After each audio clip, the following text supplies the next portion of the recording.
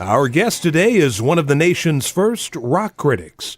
Gene Sculatti has compiled some of his favorite essays, articles, and interviews into a new book called Tryin to Tell a Stranger About Rock and Roll, Selected Writings 1966 to 2016. Gene, welcome to the show. Thanks, Ghosty. Appreciate it. Well, we're happy to have you. You know, the title of your book, Tryin to Tell a Stranger About Rock and Roll, is certainly apropos because in 1966, there really wasn't much in the way of rock criticism. How did you even get into this in the first place? Well, I don't know. I'd always liked music, even before I wrote about it. And I don't know, I guess in high school I started writing and things like that. In my case, it was pretty fortuitous, like geographically and age-wise, because I was in the Bay Area in the middle 60s. So, in California in general, so, you know, I had things like the Beach Boys and then the British invasion, and then being in the Bay Area, I had San Francisco. So I started writing for a couple of fanzines, the first ones in the country there, and, you know, wrote a piece about San Francisco music and kind of got on the map with that, and then other things followed later. Well, speaking of the Beach Boys, I think you and maybe Paul Williams at Crawdaddy were the only voices out there who were taking the band seriously at a time when their critical stock was rock bottom. That's true, and I'm glad to talk to you because I know you're another Beach Boys lover. Well, in my case, I'm old enough. I was like in 1964, I was 17, so they're right in my pocket. I mean, they were just like the soundtrack to everything, along with Motown and the Four Seasons, but especially the Beach Boys being in Cali. And I just always liked them and appreciated them. I just thought it was very inventive music, very melodic, and all apart from the sociological aspect, which was also something. But they started getting knocked principally by people in San Francisco, Ralph Gleason and Jan Wenner and Rolling Stone, because the Beach Boys were suddenly growing up and asking to being taken as hip as anybody else. I mean, after all, they'd already done Good Vibrations and stuff. But in Rolling Stone, Gleason and Wenner were putting them down, saying, well, you know, he's not really a genius, and who are these guys in striped shirts? You know, they're not the Beatles. And, you know, while you and I disagree with it rightly, I can kind of understand the impetus behind some of it, because here's these guys clearly from this earlier period before the Revolution, before the Beatles and the British invasion, and they got these clunky Kingston Trio shirts on, whatever, and they're singing about cars and girls, and all of a sudden the world is upended by this more exotic stuff from England, and so right away these guys might look kind of anachronistic, but, you know, if all we're asking you to do is listen to the records, and that ought to be enough, you know. So I thought, geez, they require some defending, so I did this piece in Jazz and Pop called Villains and Heroes in Defense of Them, and as somebody said somewhere, I don't know, some review of the book said, you know, it's amazing to think that they ever needed defending. We're talking to rock journalist Gene Sculatti. His book, Tryin to Tell a Stranger About Rock and Roll, Selected Writings from 1966 to 2016, is available now through Amazon.com. Gene, one of the highlights in the book, at least for me as a Beatle fan, is an interview you did with John Lennon in 1973, and I guess he was starting to work on what would become the rock and roll album with Phil Spector. And you write that you can't find parts 2 and 3, which is a real shame, but how did that interview come about?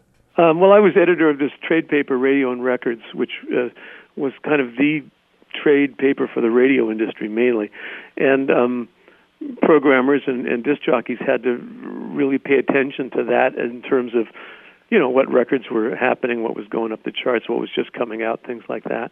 And in those days, since radio was the primary exposure vehicle for everything pop, artists had to not play ball, but they had to make sure that they spent some time with the trades. So when Radio and Records asked to interview him, I guess through Capitol or whatever it was, they provided him. They said, yeah, he'll do this. So the publisher and the production editor and I, we went to this house that he was staying in. I believe it belonged to Lou Adler. And we interviewed him it was about 2 hours. And again, I have been unable to find the other 2 parts of the 3-part interview, sadly. Now, you tape recorded it, I guess. Yeah, and I have no idea where the tape is either. All I had was the issue that part one ran in, and that's what I took that from. One thing that's interesting about that interview, and I don't remember it myself per se, but Mark Schipper, who was the other editor who was there with me, there was a point when Lennon had to take a call, and he left the sofa where he was sitting and went in another room, took a call, and he said, "Oh, okay, fine, I'm doing all right." He was talking, and Mark, I don't know how he figured he knew this, but he insists that it was a call from Paul and that John was being very cordial and friendly. So I don't know. That may or may not have been, but it's alleged to have been. And it was obviously before the bloom was off the rose in terms of Lennon and Spector. Yeah, definitely. I mean, yeah, it was, as he says in the interview, they basically get together late at night and uncork a bottle and start playing oldies right. over and over into the night. Yeah. You have a piece in here from the Los Angeles Times, 1981, Today's Teens on Yesterday's Rock Classics. Yeah. And reading this was somewhat bittersweet. Now, in 1981, a lot of the rock classics you're talking about were 15 to 20 years old at best. And now it seems like today's youngsters would never really go back that far. It seems like the 80s is the cutoff point in terms of going back and discovering music. Oh, that's probably true. I mean, it's all going to fade, just like, like an article of clothing or something. I mean, I remember when you could refer to the Beatles and everybody, knew all those albums by heart, and then gradually as time went on, what you could assume that most people discussing the Beatles, casually in culture knew about was, Hey Jude, and Let It Be, because that's right. the tail end of it.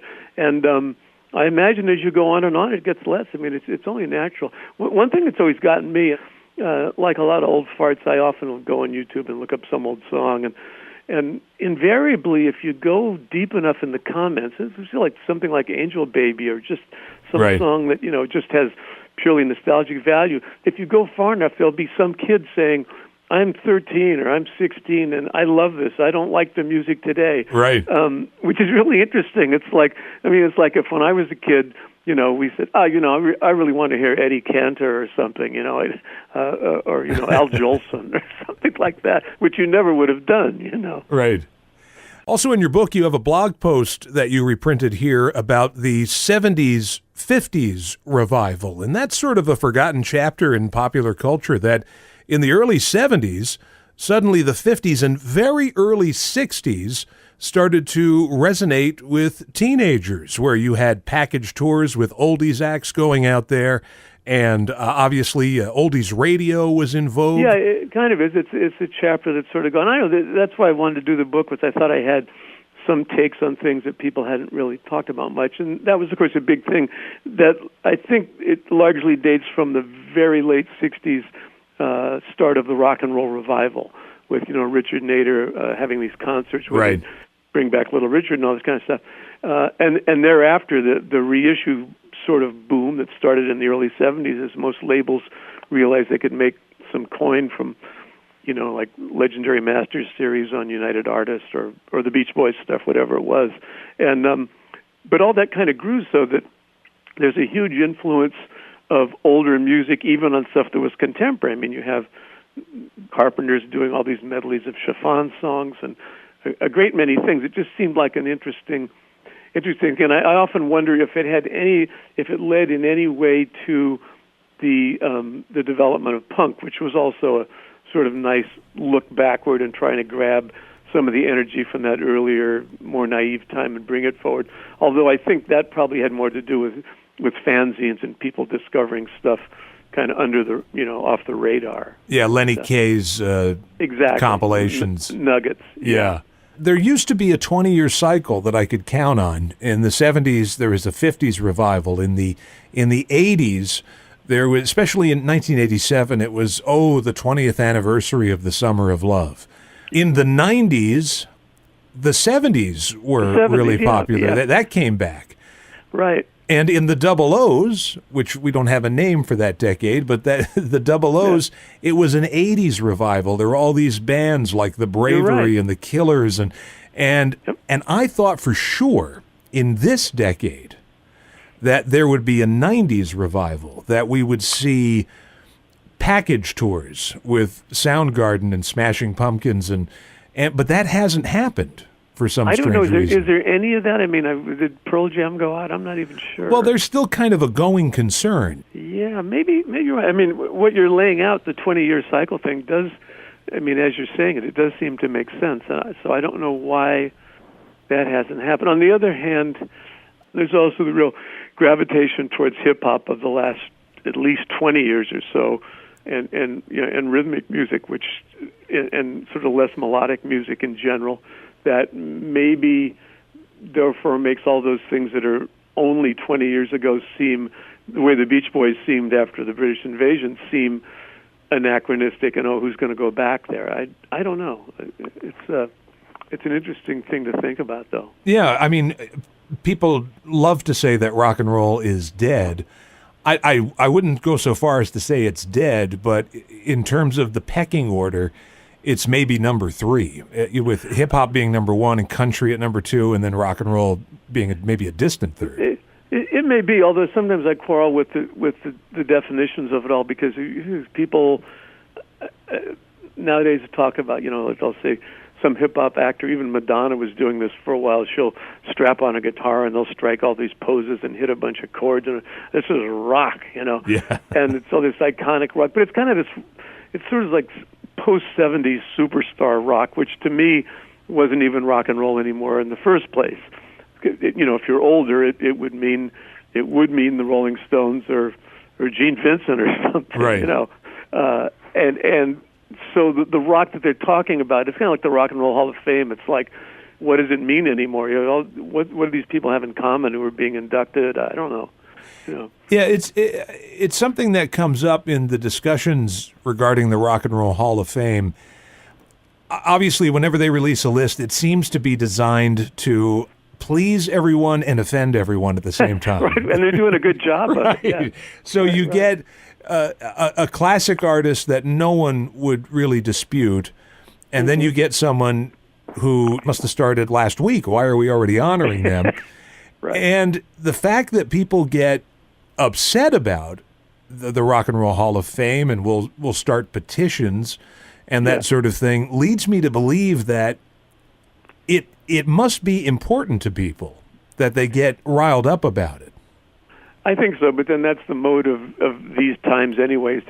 That's how you know you're engaged in something. You get riled up at the least little thing, at least right. discomfort. But I remember, it was probably Time or Newsweek magazine or something, before all of this pop music had bifurcated into all these little silos and stuff like that. But I remember it was called like Aretha Franklin, a rock and roll singer, they would say. And, and subsequently we would say, well, she's a soul singer or something, or pop singer. We would think of rock and roll more with guitars or banging pianos or something. So the term itself, I guess it has a lot of potency if people keep using it and arguing about what constitutes it. But I'm sort of a classicist or something. I think it generally refers to certain kind of stuff that probably by the time most people, me included, were using the word rock, which is like 67 or something, that most rock and roll would have been kind of pre that. We're talking to rock critic Gene Sculatti. His book, Trying to Tell a Stranger About Rock and Roll, is available now from Amazon.com. One last thing, you've also written your share of liner notes over the years, and in this new digital age, that's another aspect of the music experience that's gone by the wayside. It's it's an art form, but it's an institution that has taken a dive for a long time. When I was working at Warner Brothers Records in the 70s, they were already going away because the artists sort of thought, I just want my picture on the cover, and on the back this picture of this atmospheric scene of a pool with some plants reflected in it, whatever the hell it was. And there really weren't notes to explain it. And for a while we had a program going where we would write copy for this sort of belly band that would wrap around the LP inside the shrink wrap that would tell you something, right. Maybe 3 paragraphs about what that release was. And then even that went away. And so, although now online, I suppose there are devices where you can investigate and find out more than you ever could back then too about an act. Right. So very, very cool, Gene. I want to thank you so much for coming on and chatting with us. Oh, thanks a lot. I appreciate it. I enjoy your show too. Oh, well, thank you. Always have, yeah. And what about your show, by the way? Oh, well, they're running. It's in reruns. It's been in reruns. Yeah, it's been reruns for a while. Yeah. How about revising that? Maybe it's on the online channel called Luxuria Music, and I'm tempted to do it. I don't know. We'll see. It's how much fun it is just to get on and spin stuff for people. It's just, sure. It's a missionary thing, Well, I'll tell you a story about your show. I had a terrible job in New York City that was soul killing. Mm-hmm. So I would listen to your show as a way to remove myself from reality and this misery that I was experiencing Monday through Friday in this commute. Well, thanks. I hope it did the job. It did the job. All right, Gene, thanks so much. Have a great rest of your day. Okay, will do. Thank you, Ghosty. All right, bye-bye.